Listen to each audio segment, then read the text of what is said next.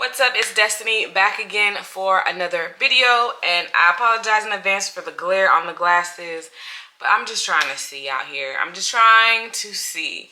So I wanted to give an update on everything maybe, but more specifically, I wanted to give an update on my experience doing immunotherapy. As you all know, I am completely done with chemotherapy. And my last chemotherapy treatment was on September 16th. And now I'm doing immunotherapy. The immunotherapy drug, I don't like that word, but the medication that I am taking is Keytruda. That is what my doctor has me doing for immunotherapy. I go every 3 weeks, just as I did for chemotherapy.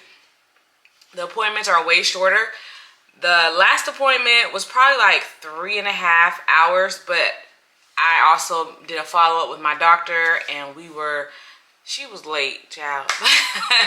And then we kiki, because I tell her everything that's going on in my life. I ask all the questions in the world, repeat questions, whatever. And then the actual treatment, which I think the time that they have it going over is probably like an hour and a half. But I also do blood work and things like that just to make sure everything is good. So, way shorter than a chemotherapy treatment day. I think I said that. While I was doing chemotherapy, I was also doing the immunotherapy, but I couldn't differentiate between what side effects are for what. So having done it once, I don't see any side effects from the immunotherapy. I was not tired. I was not exhausted. I still had a somewhat decent appetite. I think that's slowly coming in. But it's still sometimes I'm like, ooh, I'm so hungry. I can eat all of this. And it's like, I can only eat a little bit. So I'm still not 100% back with my appetite. But I do get hungry more often. Whereas before, I wasn't hungry ever. I still get tired. I still have to take breaks. I still have to take naps. I still have my personal summers, so I keep my fan on me at all times. But that's not a side effect of the Keytruda. That is still from the chemotherapy. So with Keytruda, I have not had any side effects. And I read where some women do have side effects, and my doctor's like, stop reading that stuff. And I'm like, you're right, because their experience is not my experience. Just like my experience may not be someone else's experience. So far, Keytruda is good.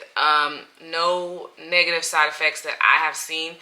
Now, I am still having side effects from chemotherapy. I am getting these migraines that are debilitating sometimes. Yesterday, debilitating. Could not leave the house, could not get out of bed. My head was pounding. And sometimes these headaches come with fevers. When I asked my doctor, she said, yes, this is still a side effect from chemotherapy. You got to realize you were doing 6 months of chemotherapy. Your body has to recalibrate and get it out of the system. And she's like, I have such high hopes, high expectations, because I expect when the chemo was done to be like back to normal, but that's obviously not the case. I have to be gentle and kind to myself because I'm still dealing with the after effects. So the migraines, I'm still tired. I still have to take breaks. Sometimes I'm so exhausted, I'm asleep by like 7 o'clock, 7:30. And then I wake up and I'm like, oh my God, I got to make sure everything's good or whatever. So I'm still having those symptoms. My hormonal system is not back, meaning my cycle. I still don't have a cycle. But I know because I track my cycle, and my cycle is really tracked by the moon. We just had a full moon. I was super emotional, and I'm like, why am I so emotional? Because it's like, this is when I would be having a cycle, so my body is it's crazy. But so all that stuff is still going. Yeah, this is just an update of everything. You see my eyebrows have grown back, my eyelashes have grown back. I don't really have hair under my arms. It's like a little bit trying to grow. don't really have hair on my legs, but prior to chemo, I never really had a lot of hair on my legs. So yeah. What other updates can I give you? Now, while I was going on the week of the Keytruda, because I believe, yeah, I had it on that Monday, and then that Wednesday, we got hit by a freaking Hurricane Milton. And, you know, I typically evacuate for hurricanes because I'm, as my dad says, I'm not a diehard Floridian. I'm not a diehard Floridian. I don't have to experience all the things that Florida throws at me, you know. I typically evacuate, but this time I did not. I was worried about work. They did not clear us yet, and so I don't know. I was just concerned about that. So we did all our preparations. Wrapped our doors in plastic, sandbagged it down, put the furniture up on milk crates and cinder blocks because we did flood 2 years ago with Hurricane Ian. And so I ended up evacuating to my family's home, my mom and my aunts, and we lost power over there. And the next day, my uncles went to go check on my house. They could not get down my street. And my uncles have big trucks, big wheels, you know, they could not drive down my street because it was so flooded. You know, I panicked. I had a breakdown. I'm like, oh my God, I'm fighting breast cancer. Now my house is flooded again. What the, you know? So a couple days, well, actually me and my son, my oldest son, we walked through the flood waters because I just had to check on my house. I wanted to open up the windows so that the mold wouldn't start, the mold process wouldn't start, like with Hurricane Ian it did. So we did that. I do not recommend walking through flood waters, baby. We live in Florida. There are reptiles everywhere. Snakes, gators, piranhas, barracudas. All of the things can be in the water. Sewage. Do not walk in flood waters. But I did. I could not. I just had to. The next day I walked in it again, but this time I had rain boots. So that was much better. But the highest point that the water got was to almost my thigh. And I'm 5'3". I'm not a tall girly. Okay. The water was that high. The water inside the house thankfully was not, or if it was, it went down quick enough to where there's no real water lines in the house except for like on my door. You could see where maybe the water was splashing. Insane. So yeah, for the most part, we did pretty good as far as not having a total loss like we did with Hurricane Ian, although we did lose some furniture.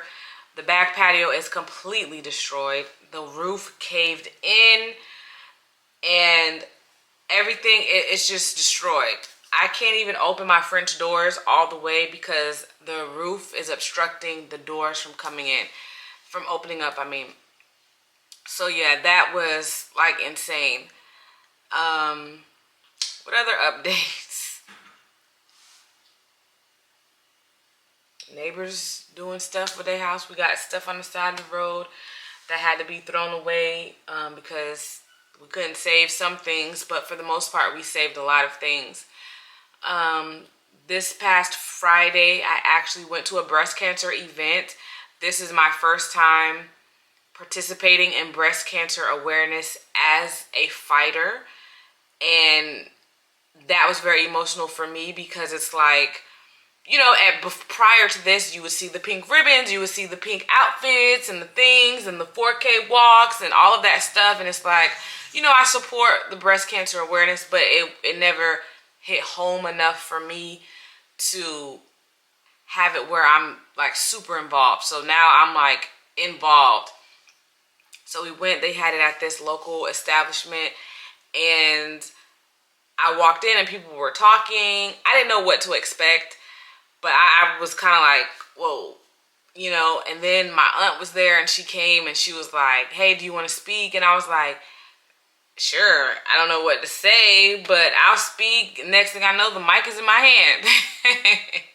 Which I don't mind. I don't mind sharing my story. Clearly, I don't mind sharing my story. I don't mind talking in public. I don't mind talking in front of a big crowd, a small crowd. I don't really care. I just didn't know what to say, but like when I told my mom, she's like, sometimes those are the best moments, impromptu speaking, where you're not in your head too much, you're just letting it flow. And I think that was the best situation for me. So I shared my story. I shared, how it's very important that we encourage the women, especially the younger women, to get these checks. They're not going to offer you a mammogram, especially if you don't have a history of breast cancer, and if you're younger than a certain age, and especially if you're of a certain demographic. They're not going to offer a mammogram to you. So I am just saying, as early as you can, 18, 20, get a freaking mammogram. Get checked out. If it costs money, pay what it costs. It could save your life, literally. Okay, y'all saw how quick this snuck up on me. I didn't feel anything. And it was stage 3. Imagine if I didn't say anything. I mean, I did feel something, and that's what prompted me to go get checked out and stuff like that. But it had been ruminating for a while for it to be stage 3. You see what I'm saying? So just get checked out. You never know, and you can never be too careful when it comes to stuff like this. So at the event, I was able to, like I said, share my story. Other women shared their stories. Family members of women who have lost their fight, or, they shared their stories and what they're going through and the precautions that they're taking. Met a lot of nice people that share their story. As much as I don't want to be in this sisterhood of breast cancer, because nobody wants breast cancer, and so it's a little too late for that, but I am thankful for the people that I am meeting along the way. God has put me in contact with some of the most amazing people that I don't know how I could ever repay them. Like, they have really, honestly and truly, been a blessing to my life. I've also been dealing with people who are just evil and miserable, and we just dismiss and don't acknowledge, because when you're dealing with a health condition, especially with breast cancer or cancer in general, you can't have stress. Life is stressful enough. Making sure you're doing, your job as a mother, as a sister, as a daughter, as a cousin, as a niece, that alone. Then your work life, then your personal life, your social life, if you have a relationship, friends, we already have so much going on, and then to put your health on top of it. So it's like everything else, y'all got to take a back seat, because I can't be involved with chaos, confusion, stress, negativity. No one should be involved with those things on a regular basis, but especially when you have a cancer diagnosis, because stress feeds it, sugar feeds it. Those types of things are very detrimental when you're in this fight. So I'm learning a lot. I'm learning to ask for what I want, and not when I'm down to my panicking, spiraling, breakdown moments, but the moment it happens, hey, I need help. Can you help me? Okay. Can you help me? Okay, what can we do to get, you know what I'm saying? I'm learning that. And I will say, although I've been hit back to back to back to back with tragedy, I'm a writer, but I couldn't make this up if I tried. I would not want to make this up for nobody, because this has been one of the most trying times of my life ever. And for my children as well. It rains a little bit. One son is worried about if we're going to have to buy a new house, because is our house going to flood again? If I'm taking a nap too long, one son, Mom, are you okay? Is everything good? So we're all dealing with a form of PTSD due to the things that we have experienced, and it really sucks. I hate that my kids are so worried about so many different things at such a young age. I hate that I have to worry about so many different things at such a young age. My mother, me and my aunt were talking. It's like the things that my mom is dealing with. She has her own thing that she's dealing with. My sister dealing with her grief. Me with my health condition. My brother, like, it's just too much. And I'm going to say this. I hate when people tell me God will never put more on you than you can bear. I believe that. Trust me, I believe it, but don't tell me that, because I'm not able to receive that when I'm in the midst of a breast cancer fight. I'm not able to receive that when I'm throwing up my guts. I'm not able to receive that when the medical bills are hitting me upside the head. I'm not able to receive that when my house is flooded for the second time in 2 years. When my patio is caved in. I don't know if my insurance is going to drop me, because last time they did. You know, so we know these things. Just don't tell me. Don't tell me I'm strong, because I don't want to be strong. I'm strong not voluntarily. I'm strong because if I'm not, who the will be? You know what I'm saying? But I'm learning to stay present and enjoy each moment. Like, although we were going through a hurricane, one of my uncles opened up his house to us and we went there. And I tell you, when the uncles say, come over for brunch, baby, you're getting brunch, you're getting a snack, and you're getting dinner. We were there. Well, brunch started late for us. We came late anyway, but we had brunch, child. We was watching movies. We were having good conversation. So many great laughs. And then we had dinner. Still stayed late. And it was just a beautiful, beautiful time in the midst of a literal storm. So, and that's what we have to focus on. Those beautiful moments, even though we're going through the storm. And that's what I'm doing. Even though I'm going through all this, I appreciate those beautiful moments. And those beautiful moments is what keeps me going, literally. So I did get some good news over the weekend, but I meet with my doctor on Tuesday to go over those good news. And, you know, maybe she could break down some of the jargon for me. Although I did Google, because I'm like, what this mean? And hopefully it is as good as I am predicting it to be. Y'all know I don't want to do no mastectomy, no double mastectomy. I want a lumpectomy, and that's it. I don't want to do all. I believe that when God says you're healed, your faith has made you whole, I'm healed. There's not going to be a recurrence. There's not going to be, oh, it's coming. None of that. I'm healed, and I'm going to be, and I am healed wholeheartedly. I strongly believe that. So hopefully my doctors are on board with that. Dr. Lay is on board with the lumpectomy. We just got to see what the surgeon, Dr. Wilkie, says. Hopefully she's on board. But like I said, we'll see. I'm going to advocate for myself. But I obviously I'm going to take recommendations from my doctors. But this is what I want. This is my life. So those are the updates, baby.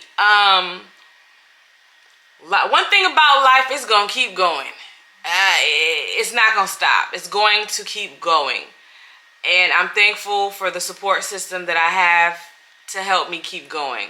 Because without it, it would have stopped. A long couple months ago, it would have stopped. But here we are. We're thankful for life. We're thankful for our health. We're thankful for the family and the loved ones. So thankful for the family and the loved ones. You have no idea.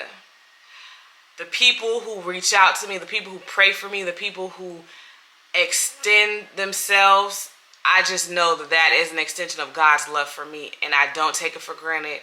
I'm so appreciative of it, and I will never forget. You never forget. I always say, you forget what people say, but you never forget how they make you feel. I will never forget the way people have made me feel during this diagnosis, good or bad. I will never forget. And I pray that God blesses the people who continue to help and bless me. And karma gonna get those who be fucking with me. I'm just saying, you know what I'm saying? But I'm gonna go ahead and end this video. It's still Breast Cancer Awareness Month, but even when it's not Breast Cancer Awareness, we're still going to talk about it. I'm still going to continue to share my, I don't like to call it a journey, but I guess it's a journey. I'm going to continue to share my experience with this and other things I'm going to share as well. And I hope that you find this helpful, useful.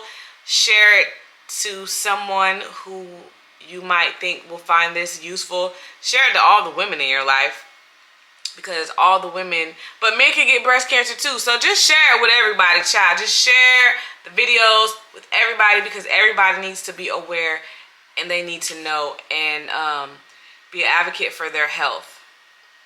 That's most important. But also, if you love someone, tell them, I love you all.